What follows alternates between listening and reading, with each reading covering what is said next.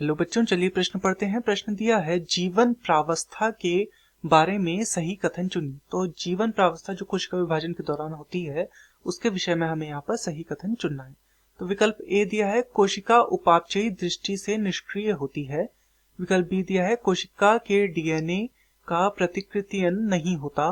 विकल्प सी दिया है यह संश्लेषण की प्रावस्था है, तथा विकल्प डी दिया है कोशिका की वृद्धि रुक जाती है।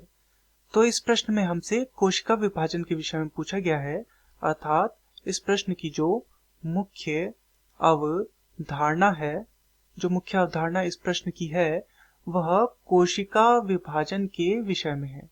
कोशिका विभाजन, कोशिका विभाजन।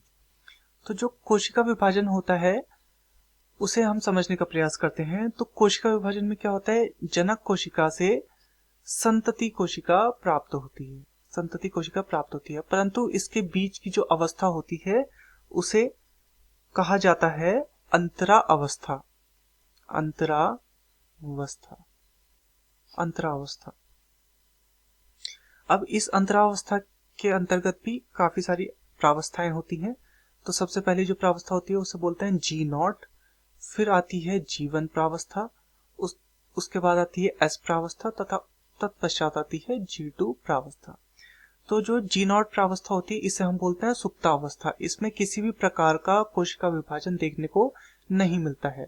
वहीं जो जीवन प्रावस्था होती है इसमें निर्माण होता है प्रोटीन का और साथ में आरएनए का, आरएनए निर्माण यहाँ पर होता है।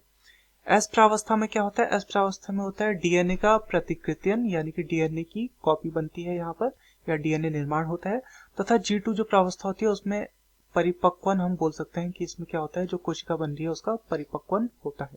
तो चलिए विकल्प को देखते हैं। विकल्प ए दिया है कोशिका उपापचयी दृष्टि से निष्क्रिय होती है। तो जीवन प्रावस्था में कोशिका निष्क्रिय तो नहीं होती, हमने यहाँ पर देखा प्रोटीन और आरएनए का निर्माण होता है। तो ये विकल्प तो गलत हो गया क्योंकि ये जीवन के विषय में सही कथन नहीं है। विकल्प बी दिया है कोशिका के डीएनए का प्रतिकृतियन नहीं होता। तो यहाँ पर हमने देखा कि कोशिका के डीएनए का प्रतिकृतियन एस प्रावस्था में होता है। तो ये जो विकल्प है ये भी क्या हो जाएगा, गलत हो जाएगा।